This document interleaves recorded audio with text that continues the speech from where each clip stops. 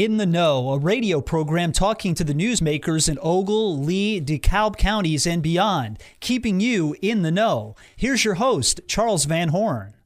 Good morning, and with us, Canadian astronaut, retired, and author of best-selling novel Final Orbit, Colonel Chris Hadfield. Good morning. Hey, good morning, Charles. Nice to be talking with you again.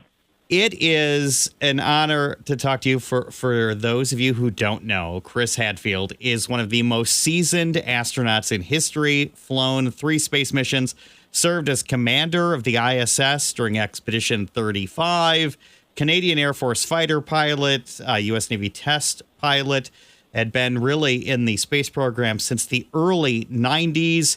You've stepped away from astronaut duties and have focused on writing, and we'll get to that in a bit. But one reason I want to talk to you is the excitement that's building about Artemis and NASA and really the world's return to the moon. How excited is that for you to at least bear witness of all of these great engineers, scientists, and, of course, the astronauts putting this all together to return to the moon? It's super exciting, and it's so historic for the history of humanity. We're transitioning from exploration to settlement, just like we've done all around the world. When we first sent out some people to probe, see if a place was worth moving to, and then actually start settling there. And, we did that for every continent on Earth. We started settling in Antarctica maybe, 80 years ago. But we started settling on the space station 25 years ago, but now we're transitioning to settling on the moon. And this is the first of those flights to prove the technology, to have people not just land and look around, but actually start setting up a permanent human habitation somewhere besides Earth. It's a lot of excitement for me, of course, and I'll be at the launch supporting the families. But it's also, I think, it gets lost maybe in the day-to-day, but it's a really significant step in the history of our species. It's been some time, I really feel, barring tragedy, of course, where astronauts have become a household name. And at least I think Artemis is going to bring that back and have some of these brave men and women, again, be on the lips of every child wanting to then get back into space. You started in the early 90s. Obviously, the space program was around in your youth. Did you, growing up, ever just see yourself going, yeah, I could go ahead and be Alan Shepard? More than that, Charles. I mean, everybody chooses to do what they're doing in their life because of things that they know of and things that they've seen, like the Olympics. If you've never even heard of the Olympics, you might never picture yourself doing some of those sports or rising to that level. But the example of the Olympics, or the example of someone risking their life to go explore the moon, suddenly it's like, wow, I didn't know people were doing that. Maybe I could do that. And when I was growing up, the first wave of explorers were going to the moon, and I didn't just think about it. I actually, the day that the first 2 people walked on the moon, Neil and Buzz, I decided, okay, that if that's a thing that people can do, I'm going to do that. And so it absolutely helped set the path of my life. And I think these next few missions to the moon, this next one that's going to go around the moon, and then the one that'll land on it, and then as people start staying longer and longer, I think it's going to turn a lot of heads and help people visualize or picture themselves doing things they otherwise just never would have imagined were possible. You've got a fellow countryman, Jeremy Hansen, who's going to be on the next mission, who's going to go for that long out and back to the moon. You've spent a lot of time on the ISS. You spent a lot of time in low Earth orbit, as it were. What are the differences between hanging out in our neighborhood and then that long journey to the moon and back? 2 big differences, Charles, for astronauts going to the moon. Number one is the world gets really small. When you're living on board the space station, you're only 260, 300 miles up. So the world is always there, like a huge influence and glowing light next to you. And so, but the guys going to the moon, the world will get so small, you can cover it up with your thumb.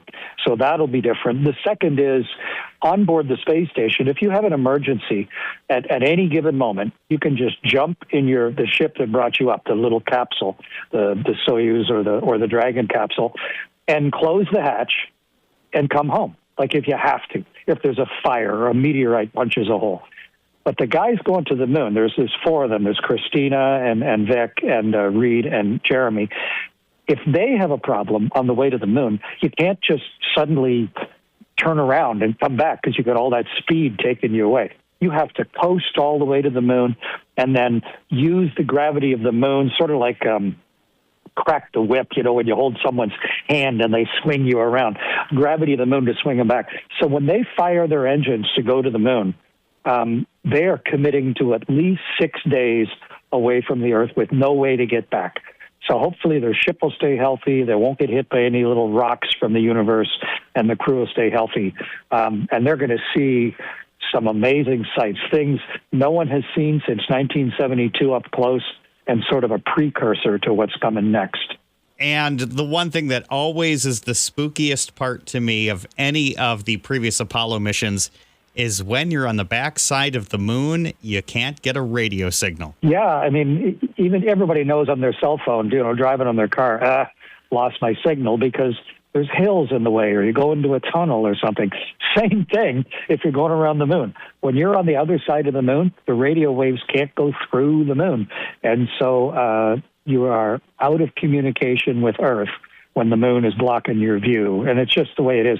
But from an astronaut's point of view, it's kind of nice, actually. Earth can stop bugging you, and you can actually just pay attention, to all the things that you've been training for. This crew that's launching, the four of them, they have been training for decades for this mission. Decades. Multiple tens of years. Jeremy Hansen, my fellow Canadian, he was hired as an astronaut in 2009, so 16 years ago. And the other three have had multiple missions. So this is a huge commitment. They're supremely qualified, no matter what goes wrong. And they're really taking a huge risk. No human beings have ever flown that rocket before. No human beings have ever flown that spaceship before. And they're taking it a long way from home. So it'll be a lot of fun for them. But it's also a big risk, and they're very aware of that part. And Artemis is a capsule on top of rocket design, genuinely a safer, I suppose, platform in regards to the old orbiter shuttle design, just in regards to where the fuel and the rocket motors are. And you'd flown on the shuttle before, and I know you've mentioned the shuttle is a wild ride. Yeah, I don't think Artemis is any safer than the shuttle. In fact, you may not know this, but some of the engines that are taking this crew to the moon also took me to space. They were shuttle engine parts. And the Artemis rocket, the big, heavy space launch system, it uses space shuttle engines, and it uses the same sort of solid rockets that boosted the space shuttle above the atmosphere. So this rocket is very much like a space shuttle. It's more powerful. It has more engines, more sections in its solid rocket. But it's only flown once with nobody on board. It's never flown with people on board. So this is a far more dangerous launch than the two shuttle launches that I rode on. And yes, when you're flying a machine that is two huge solid rockets strapped to a big gas tank and strapped to a bunch of engines in the back, and the whole thing getting jammed up through the atmosphere, accelerating up to Mach 25 times faster than Chuck Yeager, the speed of sound. Yeah, it is a wild, crazy amount of power to unleash. Second most powerful thing we've ever done after a nuclear explosion. Like, it's an unbelievable amount of power. And we release it all in about 9 minutes. You go from lying on your back in Florida to being in space in 9 minutes. It's the only way to get there, but it is an incredible human experience. Let's talk about the second phase of your career, writing. What made you decide to pick up the pen and start thinking about not only what you've experienced and turning that into science fiction? Because I really think it's safe to say you're probably the only published science fiction author who has been in space. Yeah, I've had 6 best-selling books, 3 nonfiction, and 3, as you say, thriller fiction books. Yeah, they've all been international bestsellers, which is a lot of fun. But picture this, Charles. Imagine you had spent the last 6 months, ever since whatever, the end of summer, in space. You've been going around the world every 90 minutes, you or anybody who's listening. And then you had flown your little spaceship back to Earth, blistering down through the atmosphere, crushed, by the acceleration forces. Your parachute had opened. You'd banged down into the world. You'd crawled out of your little spaceship. What do you do with that experience? I'd shower first. A lifetime of work. Yeah, but what do you do with it when you think about it? You keep it to yourself. You tell your family, and for me, especially since I went, as a government employee, there is a huge public trust that you're not just going to, squander it or just keep it to yourself. If you really want other people to think about what's possible in their lives, then I think you should do your best to share it. And that's why I've done, television series, National Geographic series. It's why I help run a bunch of space businesses, but also it's why I write books, because books allow other people into your mind, and it allows you then the freedom of sharing the experiences and ideas that you've had in a really deep way,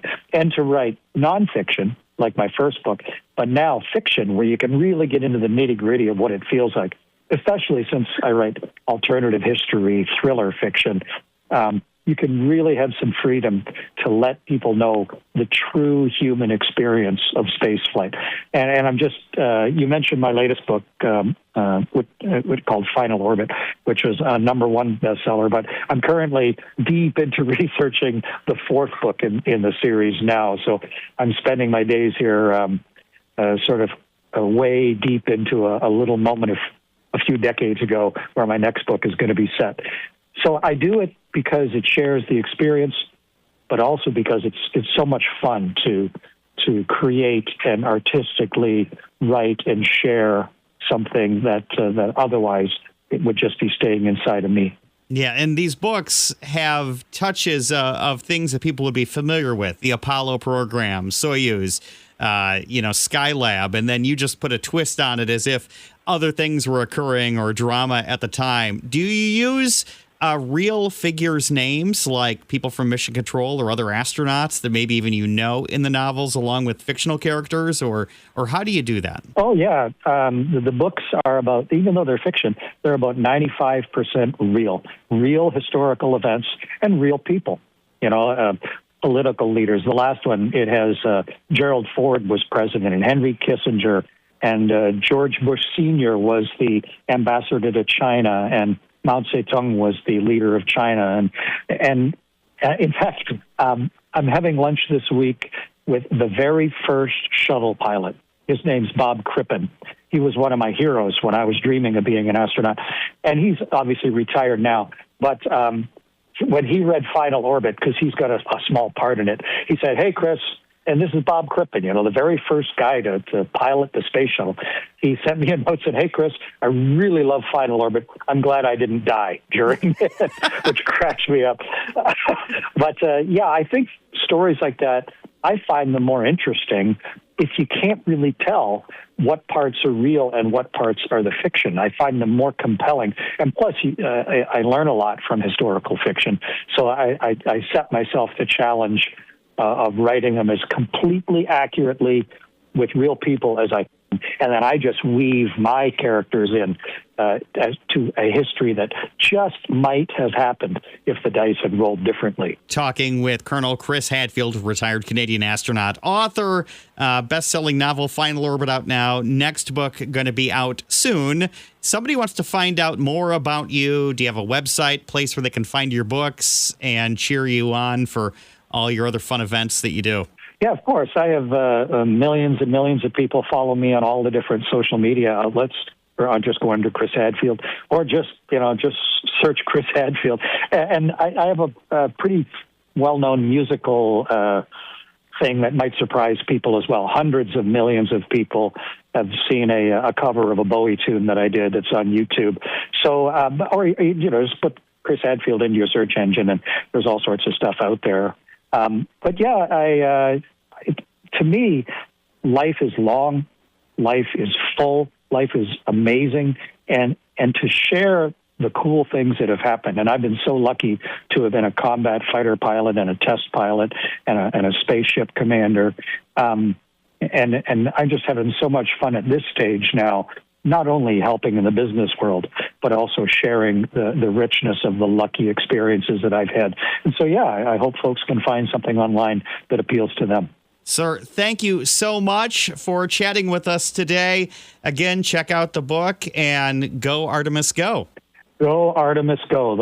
I'll be holding my breath and standing at the Cape with the moms and the dads of those astronauts, praying and wishing them to have a successful flight as they lay the groundwork for what's coming next for us all. Nice to talk with you, Charles.